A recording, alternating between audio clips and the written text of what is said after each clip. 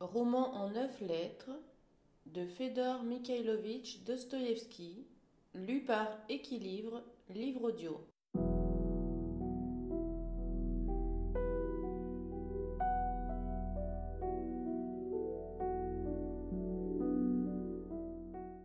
Un. Petr Ivanovitch à Ivan Petrovitch.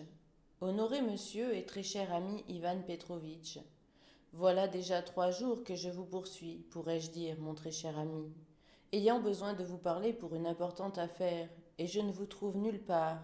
Hier, ma femme, en visite chez Sémion Alexeïtch, faisait à votre sujet une plaisanterie assez spirituelle. Elle a dit que vous et votre femme, Tatiana Petrovna, vous faites un ménage de juifs errants. Il n'y a pas 3 mois que vous êtes mariés et vous négligez déjà vos pénates. Nous avons beaucoup ri, très sympathiquement pour vous d'ailleurs. Mais sérieusement, mon très cher, vous m'avez donné bien du souci. Sémion Alexeïtch me demandait si vous n'étiez pas au bal du club de la Société Unie. Je laisse ma femme chez Sémion Alexeïtch et je vole au club. Il y a de quoi rire et pleurer. Imaginez-vous ma situation. Je vais au bal, seul, sans ma femme. Ivan Andreitch me rencontre dans le vestibule, et me voyant seul, en conclut aussitôt, le misérable, que j'ai pour le bal un goût passionné. Il me prend sous le bras et veut m'entraîner chez un maître à danser, me disant qu'à la Société Unie, on n'avait pas la place de danser, et qu'il avait la tête fatiguée par le patchouli et le réséda. Je ne trouve ni vous ni Tatiana Petrovna.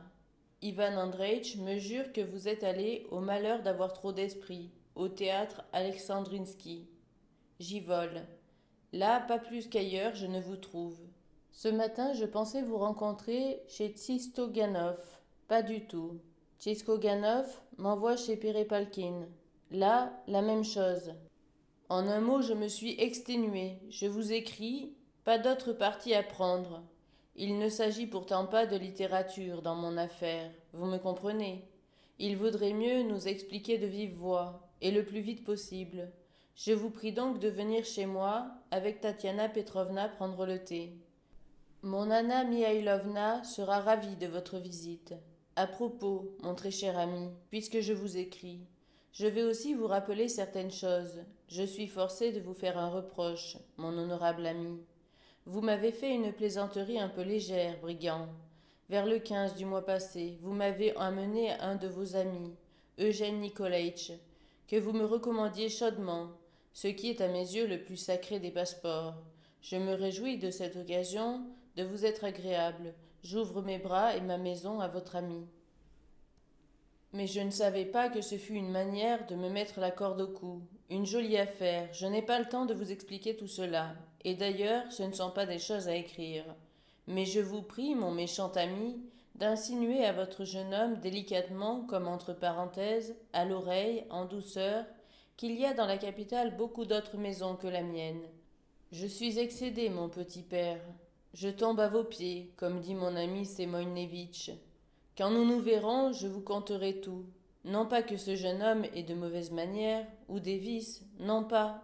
C'est un garçon charmant et aimable. Mais attendez un peu que nous puissions nous parler. En attendant, si vous le voyez, insinuez-lui donc, mon très honoré, que...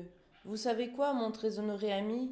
Je l'aurais fait moi-même, mais vous connaissez mon caractère. Je ne puis m'y décider, voilà. D'ailleurs, c'est vous qui me l'avez présenté. En tout cas, ce soir, nous nous expliquerons ces détails. Et maintenant, au revoir. Je reste, etc. PS. Mon petit est malade depuis 8 jours, et cela va de mal en pis. Il fait ses dents. Ma femme ne le quitte pas. Elle est triste. Venez donc, vous nous ferez plaisir, mon très cher ami.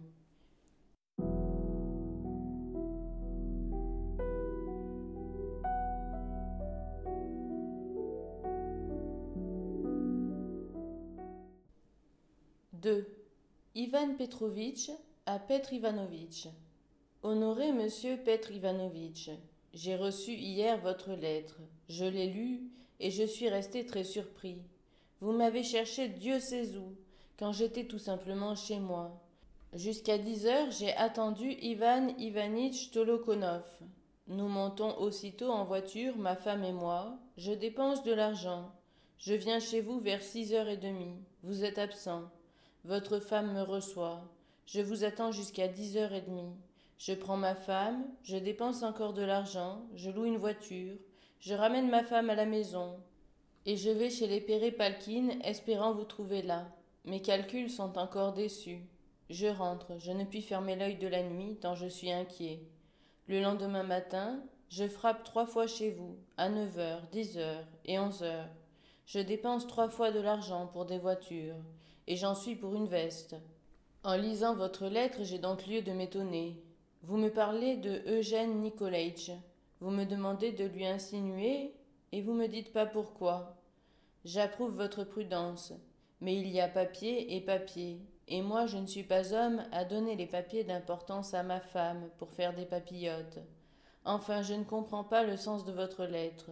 Du reste, pourquoi me mettre dans cette affaire? Je ne fourre pas mon nez partout. Vous auriez pu lui interdire vous-même votre porte. Il faut nous expliquer d'une manière décisive. Je n'ai pas de temps à perdre.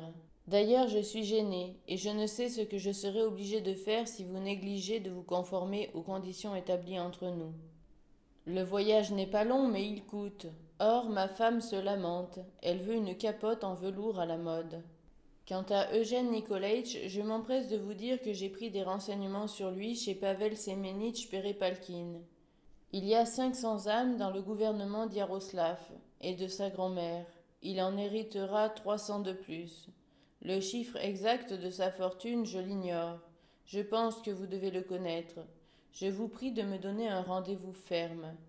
Vous avez rencontré hier Ivan Andreitch qui vous a dit que j'étais avec ma femme au théâtre Alexandrinsky? Il en a menti. J'ai l'honneur d'être... PS.